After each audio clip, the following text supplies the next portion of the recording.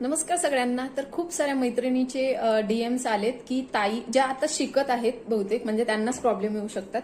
तर ताई आम्हाला बोट नेकचं मेजरमेंट कसं घ्यायचं ते सांगा आणि बोट नेकला फुल शोल्डर कसं घेतात हे पण. म्हणजे आता बघा 2 ड्राफ्टिंग असतात आपल्या ब्लाऊजमध्ये. सगळ्यात महत्वाचं जर म्हटलं ना तर 2 ड्राफ्टिंग असतात. एक तर बंद गळ्याची आणि एक ओपन गळ्याची. म्हणजे एक ज्याचा नेक खूप डीप असतो तो ओपन नेक आणि ज्याचा गळा बंद असतो. बंद म्हणजे बोट नेकला घेतो आपण, जे पुढे पण बंद आणि बॅकला पण बंद. तर याला आपण बंद गळ्याचं मेजरमेंट घेतो. जसं ड्रेस असतात, रेडीमेड कुर्ती असते आपली बघा नेहमी बंद गळ्याची असते. ओके, ते कधीच बॅकला मोठा नेक नसतो. तर हे बंद गळ्याच्या कुर्त्या आणि फ्रंटला नॉर्मल नेक असतो 6 ते 7 इंच. तर असं ब्लाऊजमध्ये सुद्धा आहे. तर हे समजणं खूप गरजेचं आहे. तर बंद गळ्याला तर ओपन नेकला तर एक चार्ट असतो. म्हणजे आम्हाला फॅशन डिझायनिंग मध्ये एक चार्टच दिलेला. बंद गळ्याला असं काही चार्ट वगैरे नसतो. ते प्रॉपर बॉडी मेजरमेंट वरूनच घ्यायचं असतं.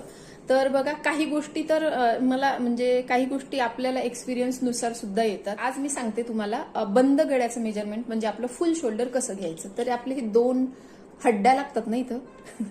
इथं 2 बोन आहेत आपले. ओके, हड्डे आहेत. तर या हड्डीला असं एकदम टच करून बघायचं. तर हे काय असतं ना आपलं, इथून बघा इथं जॉईंट्स आहेत आपले.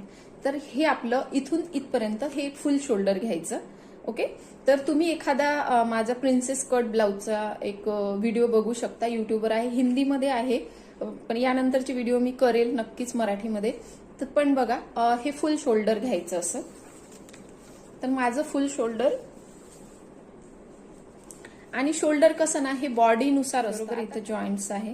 तर माझं शोल्डर परफेक्ट 15 इंचेस आहे. ओके, तर बघा माझं 15 इंचेस आहे. तर 15च्या हाफ म्हणजे आपण जेव्हाही ब्लाऊजची घडी टाकतो, आपला कपडा 4 पदरी असतो किंवा पेपर हा डबल फोल्डला असतो, तर शोल्डरच्या हाफ टाकायचं. आणि आर्महोल सुद्धा माझ्या पद्धतीनुसार शोल्डरच्या हाफ मी टाकते.